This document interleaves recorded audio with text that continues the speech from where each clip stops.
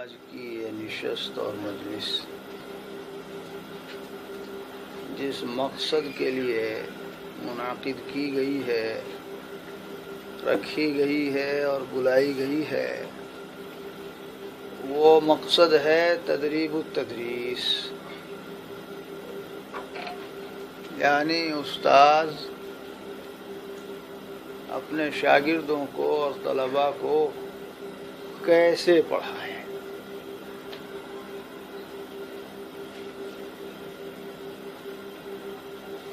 شاید آپ حضرات کا ذہن تو کیسے پڑھانے سے صرف اس طرف جائے کہ استاذ جب بیٹھ جائے تو وہ سبق کی تقریر، اس کی تشریح و توضیح اور اس کی تفہیم و تبیین کیسے کرے۔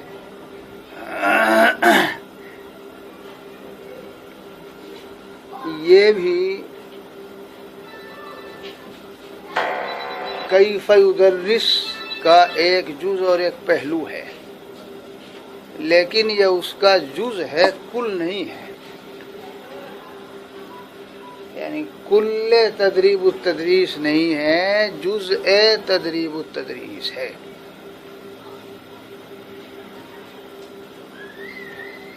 کیسے پڑھائے، اس میں کئی چیزیں شامل و داخل ہیں۔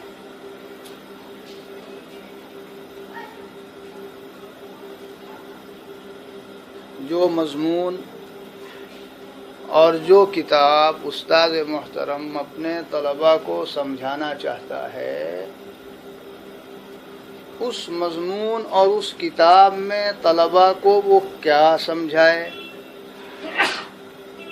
یہ بھی اس کا ایک جز اور ایک حصہ ہے۔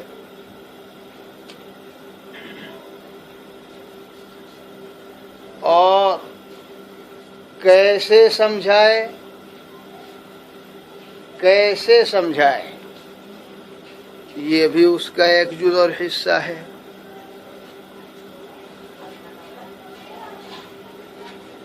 اور کیا کیا سمجھائے، یہ بھی اس کا جز اور حصہ ہے۔ اور کسی بھی مضمون کو سمجھانے کے لیے خود استاذ اس کی تیاری کیسے کرے، یہ بھی کیفیت تدریس اور کیف یدرس الاستاذ الطلاب کا ہی ایک جز اور حصہ ہے، بلکہ ایک بنیادی جز اور حصہ ہے۔ تو اس لحاظ سے اس تدریب التدریس کے دو بنیادی محور ہیں، دو عنصر ہیں، بنیادی جز ہیں۔ جس بات کو میں نے نمبر 4 پر بیان کیا ہے، یہ عمل اگلا جو عمل ہے اس کے لیے اساسی اور بنیادی حیثیت رکھتا ہے۔ مختصر لفظوں میں آپ ان دو عنصر کو، دو بنیادی اجزاء کو ان لفظوں سے تعبیر کر سکتے ہیں۔ الامر الاول التزود، یعنی کیف یتزود الاستاذ للتدریس وکیف یتہیأ الاستاذ للتدریس۔ کسی بھی مضمون، کسی بھی کتاب کو پڑھانے کے لیے استاذ خود اپنے آپ کو تیار کیسے کرے، تیاری کیا کرے۔ جو استاذ کے اندر ہوگا وہی تو وہ باہر نکالے گا۔ تو پہلا اساسی اور بنیادی جز ہے التزود للتدریس،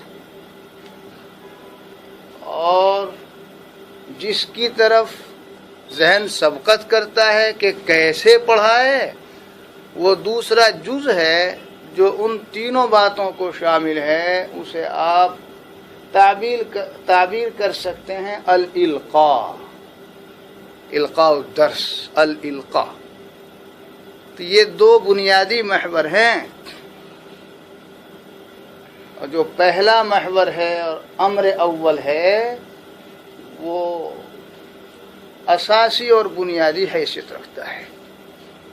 یعنی کوئی بھی استاذ اپنے شاگردوں کو، اپنے طلباء کو جو مضمون، جو سبق پڑھانا چاہتا ہے، اس کے لیے بنیادی بات یہ ہے کہ وہ اس مضمون، اس سبق سے متعلق ٹھوس تیاری کرے، مستحکم تیاری کرے، مضبوط طریقے سے اپنے آپ کو اس سے متعلق مواد سے بھر لے.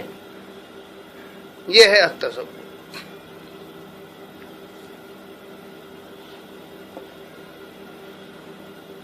اس میں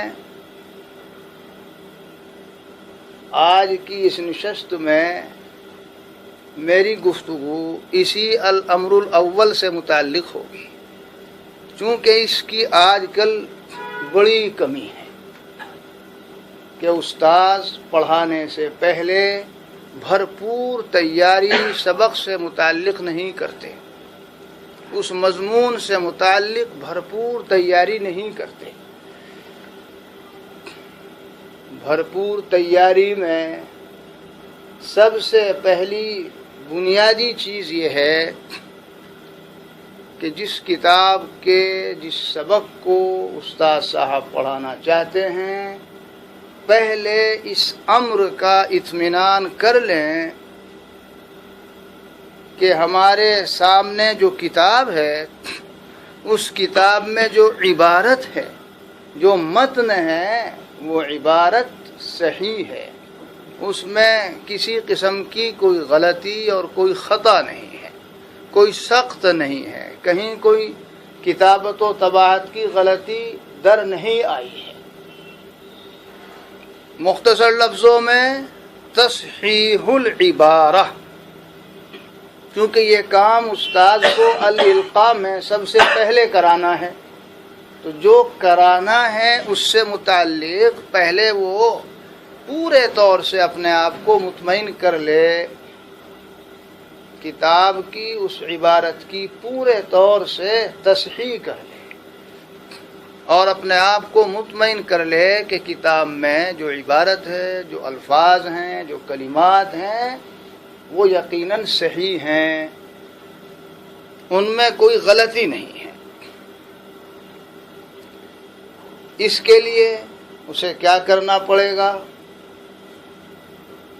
تصحیح العبارہ کو آج کل کوئی خاص کام سمجھا ہی نہیں جاتا.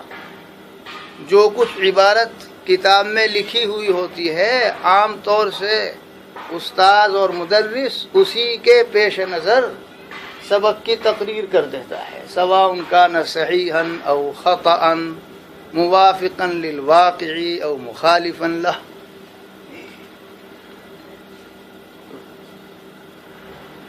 اس کے لیے اسے کیا کرنا پڑے گا؟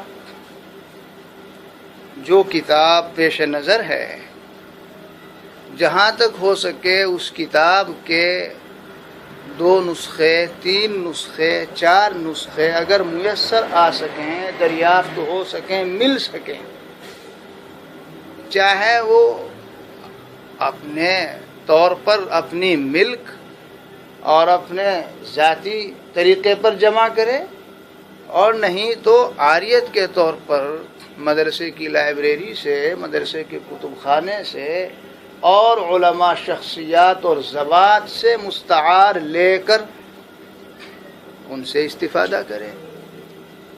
لیکن تصحیح عبارت کے لیے کتاب کے مختلف نسخے، اور نسخے سے مراد اعداد نہیں، مراد مختلف طباعتیں، مختلف اشاعتیں، قدیم اور جدید مہیا کریں. اگر کہیں مخطوط مؤلف میسر آ سکتا ہو تو پھر تو سبحان اللہ، خط مؤلف والا نسخہ.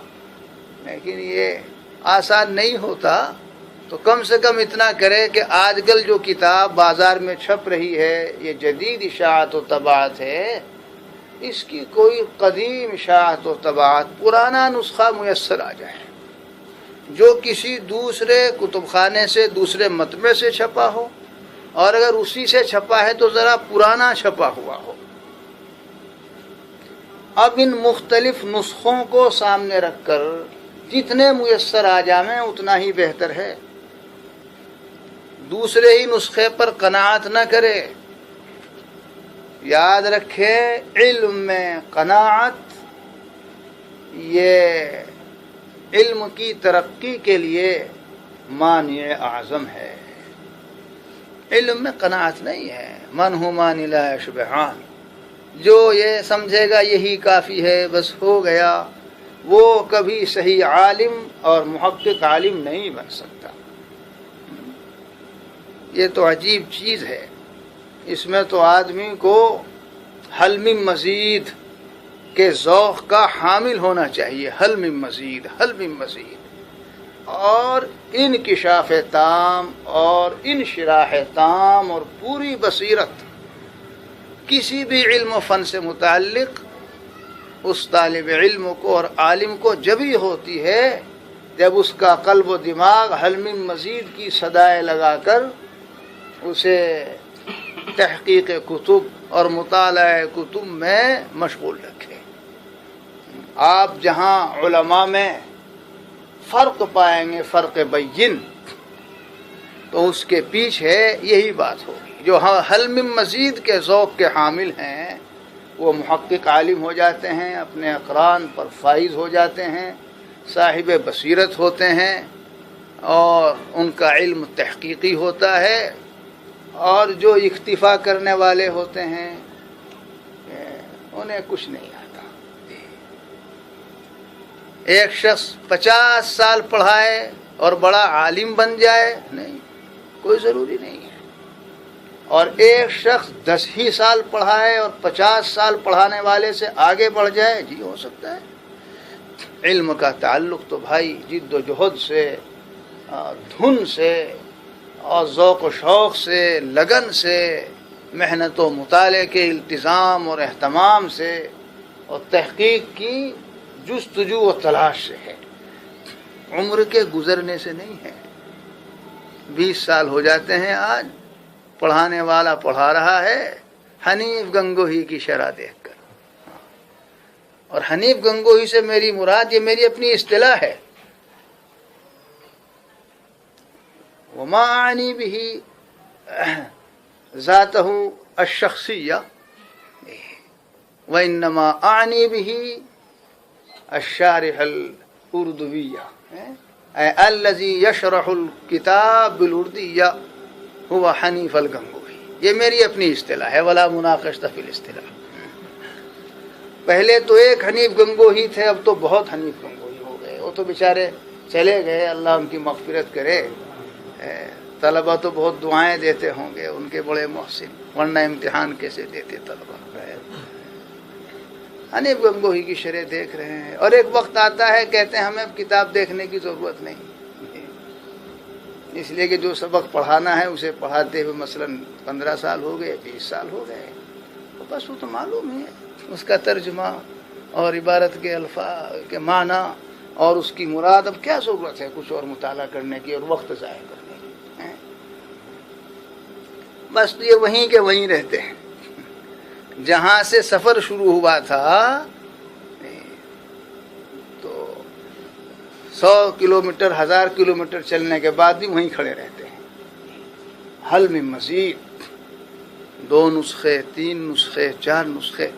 اب ان نسخ مختلفہ کی مراجعت سے مقارنہ کرے، اس نسخے میں، ہمارے اس نسخے میں تو عبارت یوں ہے مثلا، اور یہاں عبارت یوں ہے، اور تیسرا نسخہ دیکھ رہا ہے، چوتھا نسخہ دیکھ رہا ہے۔ اب مقارنہ کرنے کے بعد خود سمجھنے کی کوشش کرے کہ جو مضمون یہاں بیان کر رہے ہیں مؤلف اور مصنف، اس کے اعتبار سے تو ہمارے پیش نظر نسخے کی جو عبارت ہے، جو لفظ ہے، وہ صحیح نہیں معلوم ہوتا۔ اس سے تو معلوم ہوتا ہے کہ یہ لفظ صحیح ہے، اور یہاں یہ کتابت اور طباعت کی غلطی ہو گئی ہے۔ نسخ مختلفہ کی مراجعت سے پتہ چلے گا، اور اس میں جو عربی کی شروح ہیں تو ان کے ساتھ بھی وہ متن ہوتا ہے کتاب کا، تو اس کی بھی مراجعت کرے۔ کتابوں کے اندر چاہے وہ کسی بھی علم و فن کی کتابیں ہوں، کتابت و طباعت کی غلطیاں بہت ہیں۔ اس ناچیز کو بھی تھوڑی سی عمر میں اس تعلق سے کافی تجربات حاصل ہوئے۔ تجربات ہی کی روشنی میں آپ حضرات سے گفتگو کر رہا ہوں کہ مؤلف نے لکھا کچھ تھا، اس کا پتہ چل گیا کسی قدیم نسخے سے، قدیم اشاعت سے، قدیم طباعت سے، اور ہوتے ہوتے اب کتابت اور طباعت کی غلطی سے کچھ کا کچھ ہو گیا۔ اس لیے نسخ مختلفہ کی مراجعت ضروری ہے۔ نسخ مختلفہ کی مراجعت کرنے سے اور ان کے مابین مقارنہ کرنے سے عبارت کی تصحیح ہوگی۔ سب سے پہلا کام ہے تصحیح العبارہ، کہ استاذ خود اس عبارت کو صحیح کر لے، ورنہ مراد مؤلف کچھ ہوگی، مصنف نے سمجھانا کچھ چاہا ہوگا اور ہو جائے گا کچھ اور۔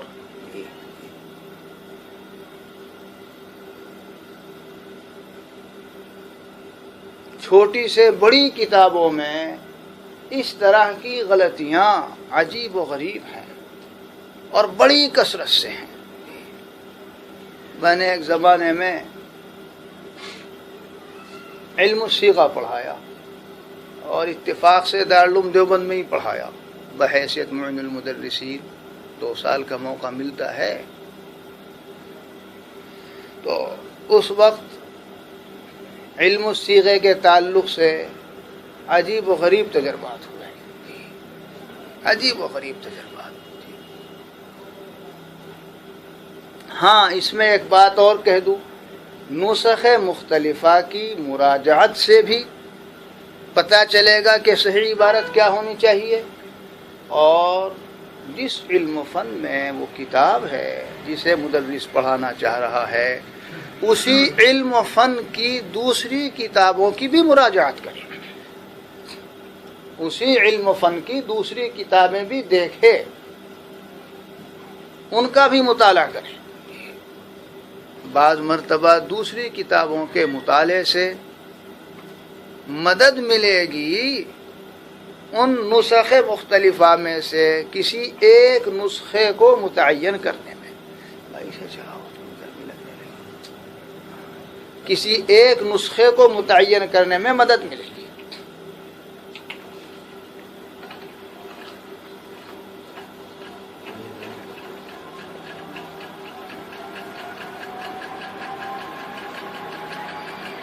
علم الصیغے کے تعلق سے بڑے تجربات ہوئے، ہدایت النحو کے تعلق سے، مرقات المنطق کے تعلق سے، دارالعلوم دیوبند کی اس تدریس کے زمانے میں بڑے تجربات ہوئے۔ اب کیا مثالیں اس وقت دوں؟ بہت سی مثالیں تو خود میرے ذہن میں بھی نہیں ہیں اس وقت۔ اپنے علم الصیغے پر تو میں نے حاشیے میں تقریباً سب جگہ لکھ رکھا ہے، اور پڑھنے والے عزیز طلباء سے بھی تصحیح کرا دی تھی، لیکن اب کتنے دن ہو گئے علم الصیغہ پڑھائے ہوئے مجھے، بھائی کم سے کم 26 سال پہلے پڑھایا تھا دارالعلوم دیوبند۔ ایک دو مثال یاد آتی ہے، صاحب علم الصیغہ نے ایک قاعدے کو سمجھانے کے لیے ایک مثال دی ہے، تو کتاب میں وہ لفظ تحوال لکھا گیا۔ تحوال کسی قاعدے کے ذیل میں ہے، علم الصیغہ پڑھانے والے حضرات ہوں گے تو شاید ان کے ذہن میں آ گیا ہو کہاں ہے وہ مقام۔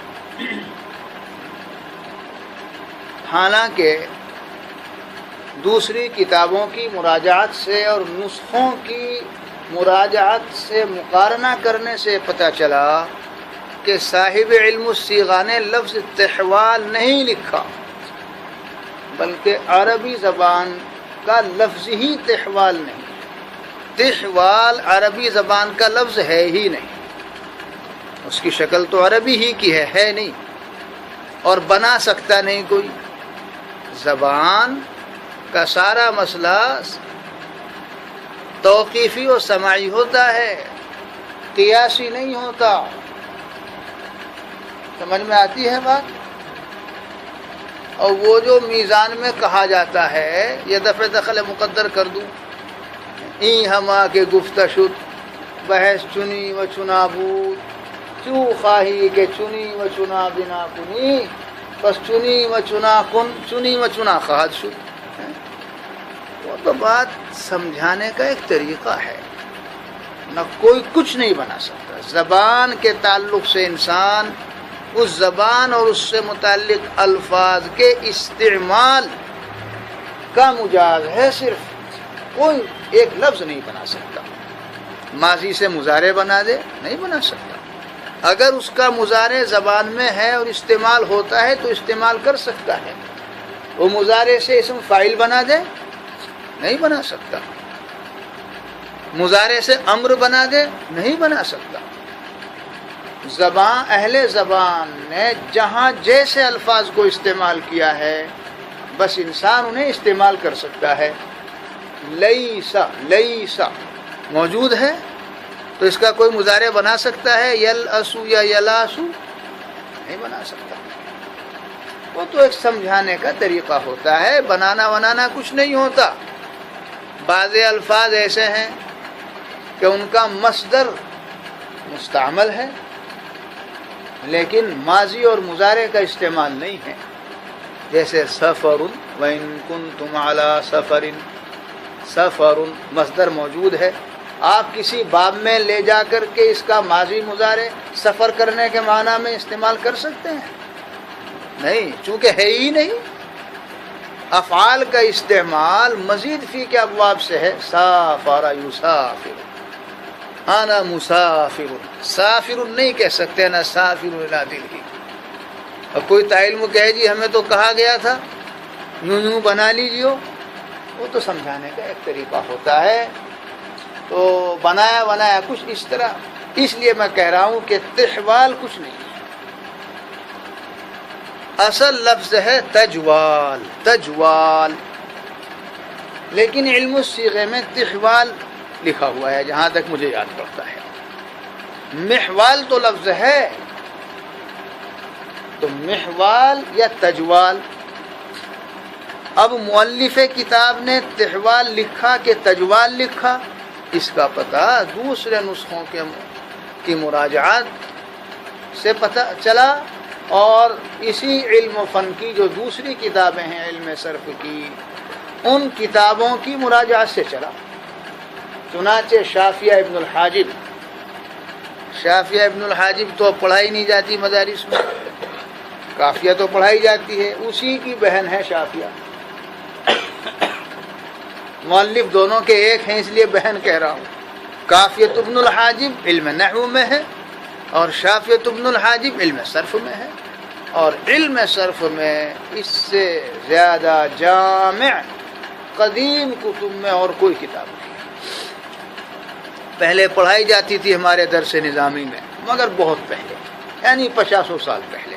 ہم نے بھی نہیں پڑھی، لیکن میں پڑھواتا ہوں اپنے مدرسے میں، ہمارے ہاں پڑھائی جاتی ہے۔ پڑھائی اس لیے جاتی ہے کہ علم صرف کی تکمیل علم الصیغہ تک نہیں ہو پاتی، بہت سے مسائل اس علم و فن کے طالب علم کے علم میں آنے سے رہ جاتے ہیں۔ اس لیے میں نے علم صرف کی تکمیل کی خاطر یہ کتاب اپنے یہاں رکھی ہے، اور چھپی ہوئی تو نہیں تھی کتاب، تو مدرسے نے اس کا زیرکس کرایا اور بہتر سے بہتر نسخے کا زیرکس کرایا، پیسے خرچ کیے 200 روپے۔ یہ الگ بات ہے کہ مدرسے کی کتاب۔ آج کی یہ نشست اور مجلس جس مقصد کے لیے منعقد کی گئی ہے، رکھی گئی ہے اور بلائی گئی ہے، وہ مقصد ہے تدریب التدریس، یعنی استاد اپنے شاگردوں کو اور طلباء کو کیسے پڑھائیں۔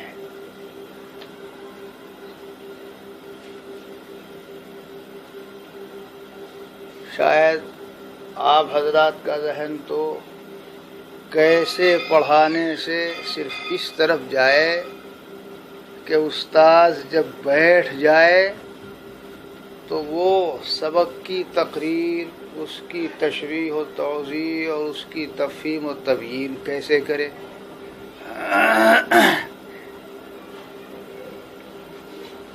یہ بھی کیف یدرس کا ایک جز اور ایک پہلو ہے، لیکن یہ اس کا جز ہے، کل نہیں ہے۔ یعنی کل تدریب التدریس نہیں ہے، جزء تدریب التدریس ہے۔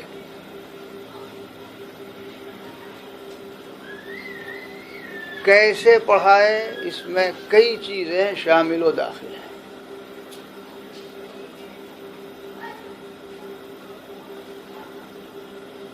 جو مضمون اور جو کتاب استاد محترم اپنے